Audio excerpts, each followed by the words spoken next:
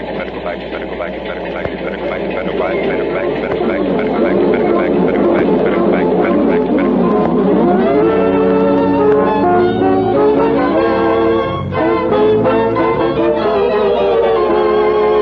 1847 Silver Theater, starring Rosalind Russell and James Stewart in an original story, First Love.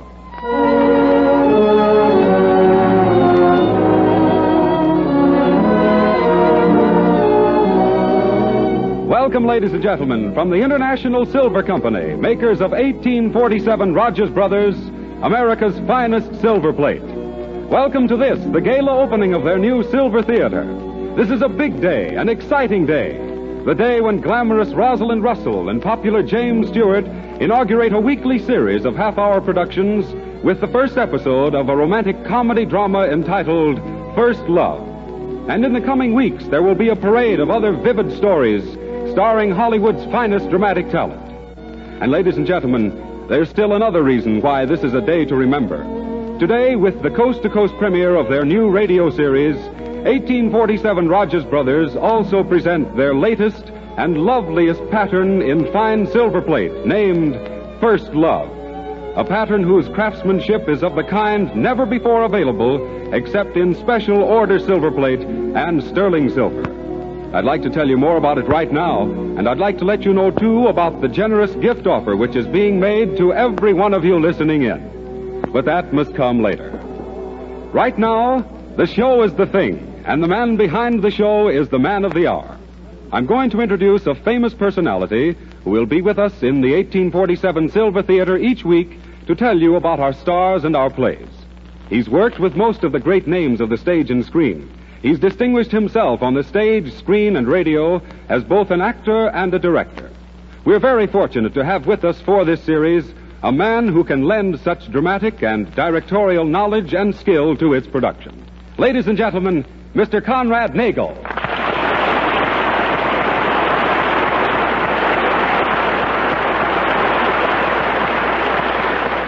Thank you, Mr. Conti, and thank you, ladies and gentlemen. I know you're all waiting to hear the play, but first I just want to welcome my old friends, those two grand troopers, Rosalind Russell and James Stewart.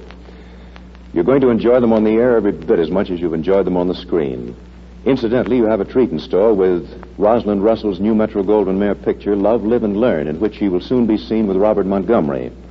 She's a fine actress as always. And in her new picture, she's more beautiful than ever.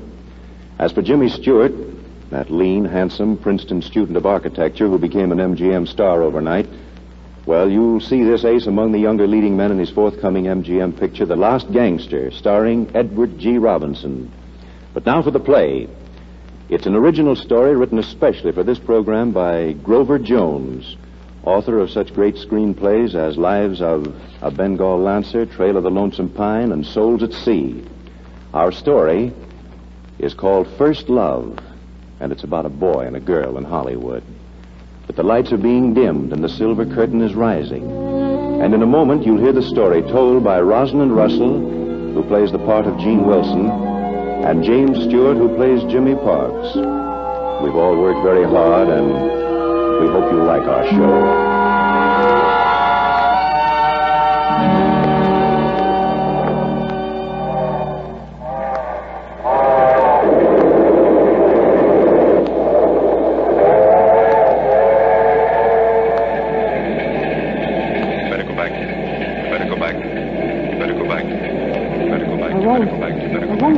I won't. What's that? Those rails are... Oh, I'm sorry. I had no idea I was talking out loud. There's no need to be sorry. Anybody's liable to talk to herself if she's lonesome. What's his name? What? Oh, it's not a man, honestly. Don't know what else would make a girl act like you have. Oh, I've watched you all the way across country. There's something on your mind. As a matter of fact, there is, but I... What is it? Well, you see, I'm just scared, I guess. What about? I'm going to Hollywood. Bah. Well, not just to see the place, I mean to work there. Acting? Uh-huh. Still, bah. It's silly business. Get rich quick and get your name in the papers. Only you don't. Chances are about 1,000 to 1 of succeeding. Better be smart and go back home. But there's no such thing as going back home. Not for me. Know anybody in Hollywood? Oh, yes, a boy I was in school with. He's arranging a screen test for me. That'll be my chance to prove what I can do, you know. Well, from what I hear, there's nothing like Hollywood if you make good. I know. And nothing like it if you fail. But I can't fail. You better go back, you better go back, you better go back, you better go back, you better go back, you better go back, you better go back, you better go back, you better go back, you better go back.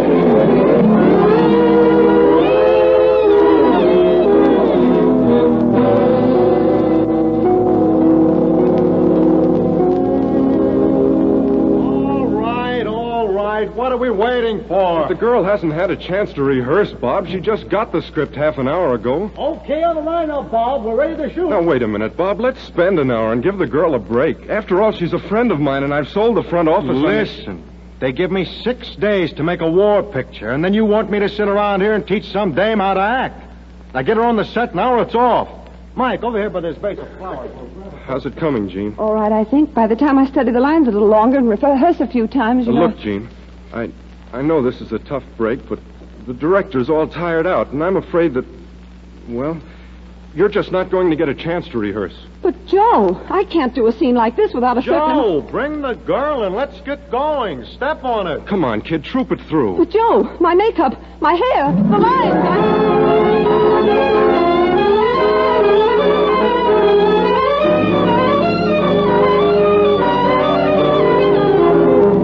But, Joe, answer me. They didn't like it, did they? No, Gene, they didn't like it. But they would have... Don't say any more. I know. I saw the test, didn't I? I was terrible.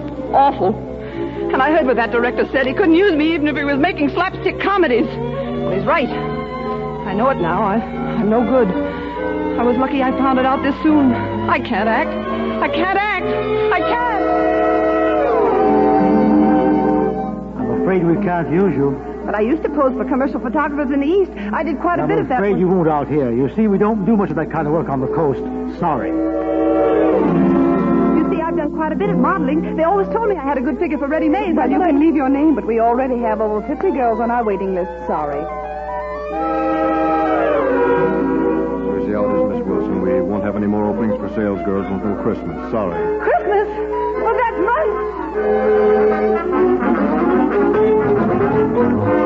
Bring the girl and let's get going. No, Gene, they didn't like it. I'm sorry. We don't do much of that kind of work on the coast. Sorry. But we already have over 50 girls on our waiting list. Sorry. More openings for sales girls until Christmas. Sorry. They didn't like it. Sorry. We don't do much of that work. Sorry. Over 50 girls. More openings for sales girls. Sorry. Sorry.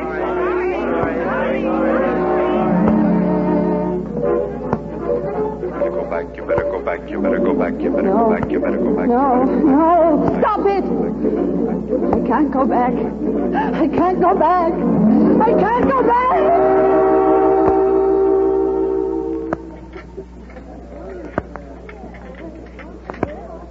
I'll take cheese on rye. Anything else? Yeah. You on Saturday night. No kidding. Why don't you break down and give me a date, Jenny? Cheese on rye coffee. My name's not Jenny, and please let go of my hand. You know, you ought to be nice to me. I practically own the studio across the street. Of course, I dress like a carpenter, but I'm really a partner of the boss, Martin Rickey. Ain't that right, boys? So if you treat me right, I might get you a job in one of our pictures. How'd you like that? There's one thing in the world I don't want. It's a part in one of your pictures, or anybody else's pictures, for that matter. Waffle coming up, Gene. Oh, thanks. Give me a number 4 sandwich on toast, cheese on rye, 2 coffee, and... Oh, Pierre.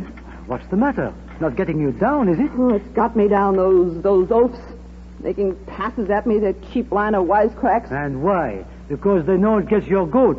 Oh, get wise to yourself, my petit. Give it right back to them in their own language like Miles and the other girls do. And listen, mon enfant. You know, if you don't do as I tell you, the boss is going to... I know. Thanks, Pierre. How's this?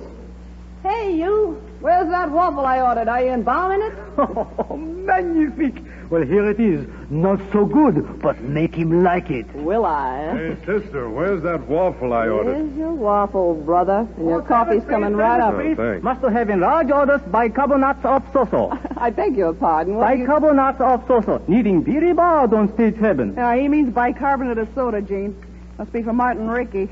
Dollars to donuts, that Trista Lane dame's on the old warpath again. Oh, yes. Miss Frenchie are warpathing, all right. If I not bringing soon, studio are in a chambers.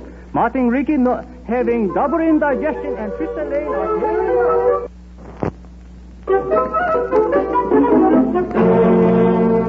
I stood about all of this, I'm going to. And let me tell you, Martin Ricky, unless this outrage is corrected, you're going to need more than bicarbonate of soda before I get through with you. Okay, Trista, okay. I've sent for Jimmy and he'll be here in a minute. Meanwhile, let's keep shooting. Remember, we must think of Superba Productions as well as of ourselves. And it's costing me thousands of dollars to... Now, please, Trista. Ray, come on, let's get going. I won't, I tell you. I won't.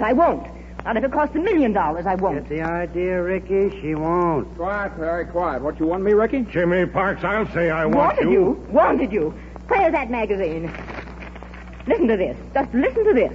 Trista Lane, popular and beloved star of Superba Productions, today endeared herself to new millions of her fans when she stated that she looks forward to a family of 9 children.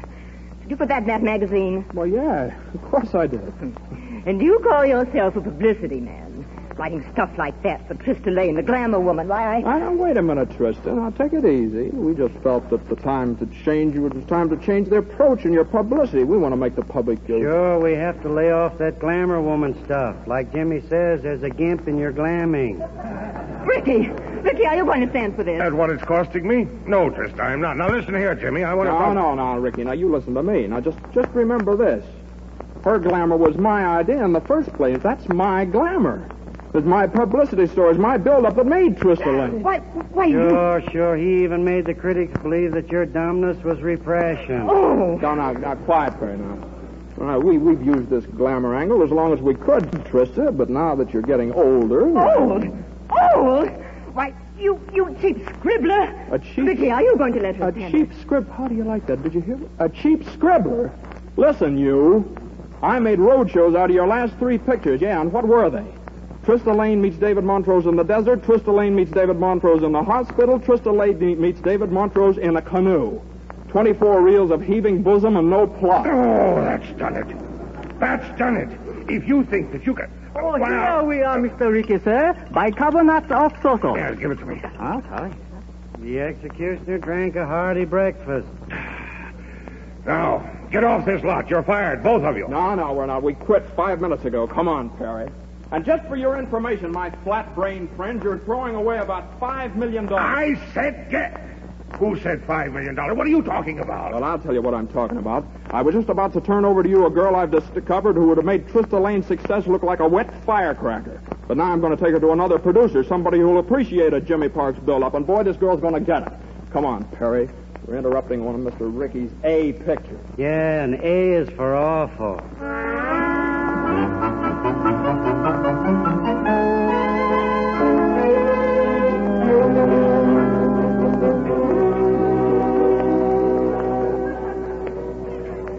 Jimmy, I'm ashamed of you letting them talk to you like that. Why, if I'd have been you... Quiet. I don't have to have you around to tell me what I should take and what I shouldn't. Every time Oh, you're right. Why do I get mad so slow? Well, just wait till I see our friend Ricky again. May I take your order? Trista Lane wants Lizzie Cassidy calling me a cheap scribbler. Why, May I take your order? Well, can't you wait a minute? Give me coffee, black and 4 aspirin. Give me tea, green tea, and hurry up. Tea? Well, yes, I said tea. You heard me. I like tea. Any objections? Now go on, snap into it. Listen, I'll snap it. All right. That old fight, Jimmy. Talk like that to Ricky. Now, don't worry. I'm going to make Martin Ricky sorry he fired me if it's the last thing I ever do. Well, how? Well, I don't know. But I'm going to. Well, we got a swell working capital to start on. 60 cents more and we'd have $24. Yeah, I know. Why can't we learn to save our dough? Yeah. Hey, what's the matter with us? We're okay. You forgot our ace in the hole, that gal. What gal? The damsel who can out Trista. Who is she, by the way? Oh, wake up, Perry. Wake up. Use your head, will you? Oh, I get it. She ain't. Well, Brother Parks, it looks like a long, hard winter. Here are your coffees and the aspirin for you. Coffee. I said tea. Oh, did you? I got mixed. You see, there's so many people. Why can't they get some girls around here with some sense? I have got sense, but I made a mistake. It's nothing to make a fuss about. Who's making a fuss? You are, and if you'll wait a second, I'll change it. Oh, you'll change it. Well, she'll change it. Well, isn't that nice? If you'd spend a little less time wisecracking with guys at the counter and pay more attention to your Don't job, you talk to wouldn't... me like that. I'll talk to you any way I please. Hey, Jimmy, wait a Now, minute. you keep out of this. Listen, if you had any brains at all... Oh, you shut up, you cheap Hollywood windbag. What? If you think you can treat me like that, so you want your order, do you? Well, there. Hey, you got got over it. my coat, you crazy dumb... And as for you... Ow!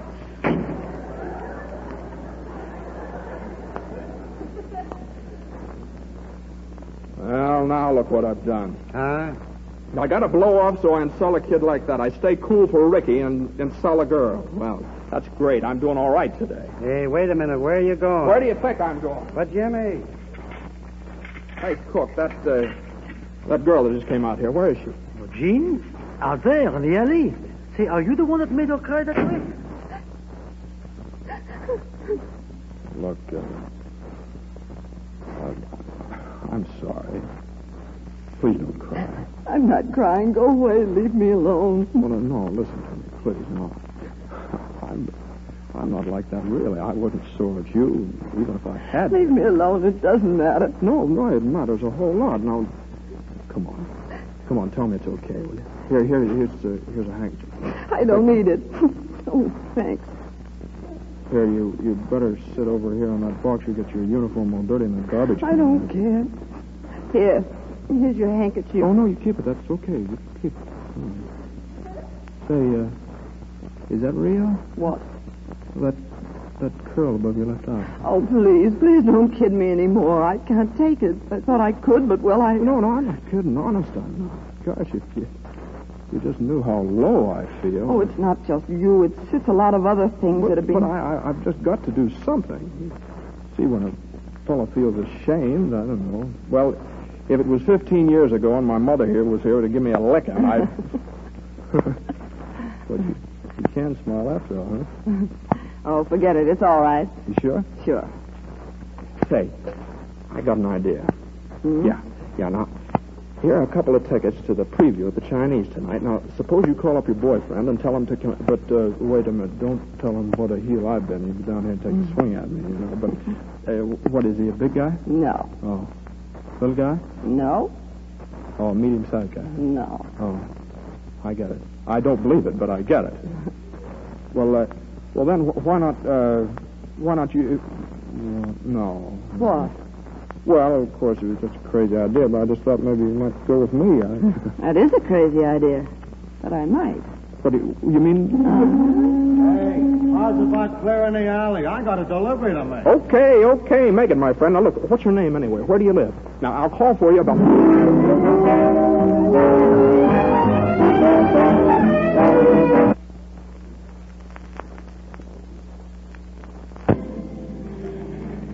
Listen, Perry, now, I asked Miss Wilson for the preview. I have 2 tickets, see? Two. Now, why don't you go off someplace by yourself and be a crowd, huh? All right, if you insist, I will come along with you. Thanks, pal. You too. Oh, hey, I almost forgot. Perry, turn on the broadcast of this clam bake we're going to tonight, will you? Okay. And incidentally, Gene, you don't mind my saying so, I think you look like $1 million in that dress. It looks swell. Oh, it's not very new, I'm afraid. I wore it once. And we'll see if we can get her to say a word into the microphone. Miss Trista Lane. Oh, that thing. Turn it off. You mean to tell me we're going to have to walk up past the microphone like all those stars are doing? Sure. Oh. We'll sail right up there between the crowds, and you'll look just as much like a star as any... Oh, just like a star. Turn that off, Perry. Just like a star. Wow. Gene, let me look at you. Swell. What are you talking about? Now, let me see your hands. Perfect. How tall are you? I'm 5'5", but I wish you'd let me in on Jimmy, if you mean what I think you mean. Why not? Jimmy, what is all this? Now, I want to know. Gene, now, don't ask questions. Now, whatever happens, just don't open your mouth. I'll do all the talking. You certainly are. Oh, Jimmy, that crowd in front of the theater, there must be thousands of them. They're lined up behind the ropes on each side of the entrance as if it were a parade. It's all right, all the better. Now, but come Jimmy, on. I'm scared. All those people. Let's not go to the preview. Please, let's go back, Jimmy, please. Don't worry. Now, leave everything to me. Now, pile out, Perry. Okay. May I assist you, Mr. Parks? Cut it, Perry. Don't do it, Jimmy. Don't do it. Not to a sweet kid like that. Out of the way. I said I'd get even with Martin Ricky, didn't I? Okay, heel. Are you two going to let me out of here? Hey, here, now, take my hand, Gene. Now, watch your step. There we are. All right, Thank that's you, a girl, Mr. Gene. Crawford. That was Joe Chin up, Crawford, honey. ladies and Head gentlemen. high. That's the MGM's stuff. scintillating Now, look, star. the Here's announcer another spot is It's here. my old friend Jimmy Fox, and with him is a very lovely young lady. And you can bet your bottom dollar that if she attends a premiere with Jimmy Fox, she's really a somebody. She looks a little like, oh, Mr. Fox, will you say just a word to our radio audience and perhaps introduce your charming companion? Sure thing. Mr. Jimmy Fox, publicity director of Superba Productions. Thank you. Thank you, ladies and gentlemen. I assure you that there's nothing I'd rather do than introduce this young lady who's with me tonight. And here she is now, Miss Jean Wilson. Oh, no, Jimmy, I couldn't. I'm sorry, but I really couldn't. That's quite all right, Miss Wilson. I'm sure the folks out there quite understand your modesty. But, ladies and gentlemen, this is a great thrill for me to have this opportunity to present to you for the first time this new, exciting personality, this new star, Miss Jean Wilson, who combines all the glamour of a Trista Lane with the girlish winsomeness of a character out of Sir James Barrie. Jimmy. Why, she's beautiful, yes, but infinitely more an actress. She's toured the world studying various forms of drama in every corner of the globe. Why, she's not going to be a star of tomorrow, she's going to be the star of tomorrow. Now, remember that name, Miss Jean Wilson. Thank you. Thank you, Jimmy Fox. I know people all over the country will anxiously await the appearance of this new star on the silver screen. Gene. And now, folks, two more Hey, cards. where's Jean? In case you're interested, your brand new star is scrammed. Well, where? Down the street that way. But look, Jimmy, don't do it. It's a dirty... Well, Jean. Wait a minute, Jean.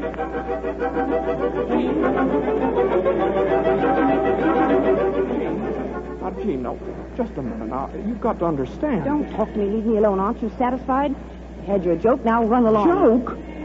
When I'm talking to millions of people, well, that speech was on the level, Jean. You are my new star. You've got to be. Stop following me. Oh, no, look here now. The lights are against you. Let go of my arm, please. Jean, will you please stop this marathon and stand still and listen to me? I'll make you $1 million. And did you hear that? I'll make you $1 million. All you have to do is just let me manage you. That speech back there was only the beginning. Tomorrow morning, all Hollywood... Tomorrow morning, all Hollywood can choke itself for all I care. Oh, Jimmy Parks, why did you have to do this to me above all people? Now, listen, Jeannie, if it's only the acting you're worried about, forget it. Trista Lane couldn't act. Half the big stars couldn't act. All it takes is looks. And you've got that on the old Hollywood build-up, and I've got that. Well, listen, I can make a star out of that dummy over in that store window there. Oh, you could you? Well, I'm not a store window dummy, and I'm not Trista Lane. I studied for years so that I could be an actress, not a star, just a good actress. I worked hard. Well, if you can act, that's so much the better. Well, I did plays in high school, plays in college, in little theaters, doing bits, even walk-ons in summer stock. Summer stock, that's great. Bits on Broadway. Broadway, yes, terrific. And stock in Wheeling and Poughkeepsie, even in Cincinnati. We closed there in 3 weeks, but I played it, a store window dummy. Jeannie, with all that behind you, you're bound to be good. Oh, I am I? Well, you're just what this town needs. Oh, I'm just what this town needs, huh? Well, it took a swell way to show it. Oh, and I know how you feel. You probably was tough. Lots of girls go through the same thing, honey. Pounding the old pavements to casting offices, waiting for calls that don't come. I know. Even going hungry. And suppose I had. Do you think there's nothing worse than hunger? Well, there is. It's having every little last breath of ambition or hope you ever had drained out of you. So you're left dry and lost and even afraid. Well, that's what your Hollywood's done for me. But, Jeannie, now Did you ever have one thing that mattered to you more than anything else in the world? I did. It was to prove to everybody, it was to prove to myself that I could act. Well, this town gave me a chance to prove it. A test with a quickie company in Poverty Row. And do you know what that director said? He said I wasn't good enough for slapstick comedy. Oh, but you shouldn't pay any attention to what some two-bit director said. Well, I do pay attention. And I can't play your little game, see? You need an actress. Well, I'm not an actress. So I'm going home. I swore once I wouldn't, but I'm going home. Oh, you can't do that, Jean. Now, please, let's not pass this thing up, Jean. I can't back out now. I'm broke. I got no job. After that big blow-off on the air just now, well, you don't understand, but when a fella here in Hollywood puts up a big bluff and then can't make good on it, well, don't quit now, Jean. I'm sorry, Jimmy. It's just no good. Jimmy, I said I could act once. Maybe even that was a lie. Maybe I was kidding myself. But now even if my life depended on it, it's gone, Jimmy. Don't you see? It's all gone inside. Yeah, I get it. But you see, I figured that with the two of us working together, it'd be a pipe. That's all you need. Someone who knows the ropes to be right beside you, you know. See that you get good direction, the right script, swell lighting. Those are the things that count, Janie. And I just felt that with the two of us together, we could really work this thing. Because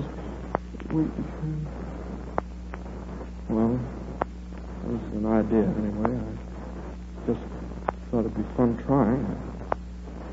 So long, Jimmy. So long, Jimmy. Hey, you sort of got that curl wet. You ought to find somewhere to keep it up on your eyes. Here, like that, see? Jimmy.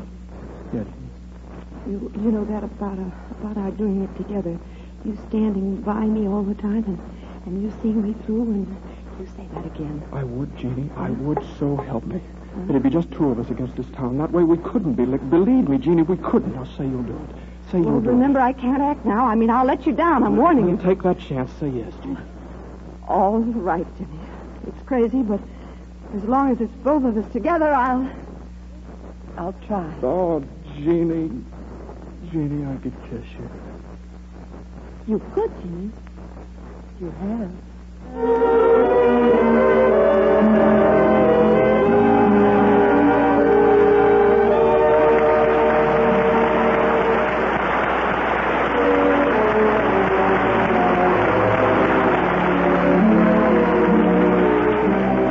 Thank you, ladies and gentlemen. I'm going to call Rosalind Russell and James Stewart back to say a word to you in just a moment. But right now, I want to introduce a young man who has a very important part to play throughout this entire series. Our announcer, John Conte. Thank you, Conrad Nagel. Ladies and gentlemen, as the curtain falls in the 1847 Silver Theater today, we bring to a close the first episode of the four-part comedy drama, First Love.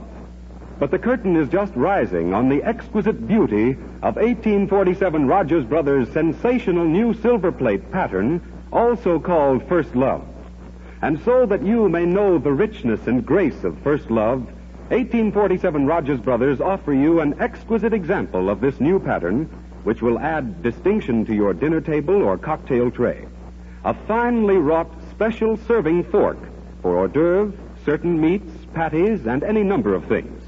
Its regular price will be $1.50. But if you act now, it's yours for only 45 cents. 45 cents, mind you. That's a saving of $1.05. So go to your jeweler or your favorite department store tomorrow and get the serving fork in the new First Love pattern. While you're there, ask to see the sets of 1847 Rogers Brothers silverware in the glorious new pattern and learn for how little this lifetime loveliness can be yours. And be sure to get your serving fork tomorrow in the loveliest of new patterns, First Love by 1847 Rogers Brothers.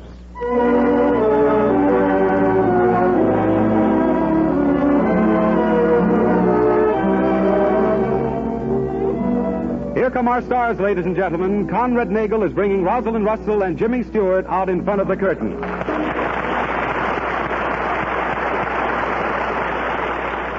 Well, Rosalind, how does it feel to have a first performance behind you? Well, frankly, I was scared to death, but I loved it. Thank you, everyone. How about you, Jimmy? I hope I can get my knees to stop shaking by next week. Well, I know you both want to get out and hear what your friends thought of the show, but before you go, let me thank you for two grand performances. And Rosalind, the makers of 1847 Rogers Brothers Silverware have asked me to thank you not only for naming our play, but especially for so appropriately naming their lovely new pattern, First Love. Well, I really don't know what else I could have called it. Suppose when I first saw it, I give you my word of honor, I just fell right in love with it. Any woman would. You see, well, what I mean to say is, well, if you saw it... Well, never mind, Rosalind. We know what you mean. We're sure you couldn't have picked a better name. Thank you, Conrad. And thank you, Jimmy. So long, everybody. So long, Rosalind Russell and Jimmy Stewart. And good afternoon to all of you. I hope you'll be with us again next week.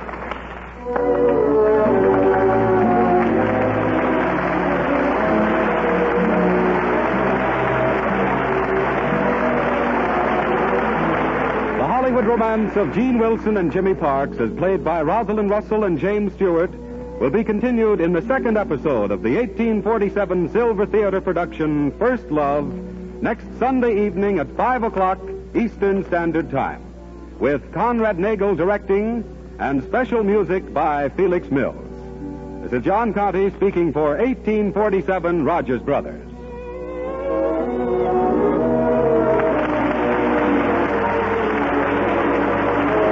is the Columbia Broadcasting System. KMX Los Angeles, the voice of Hollywood. The Columbia Broadcasting System. KMX Los Angeles, the voice of Hollywood.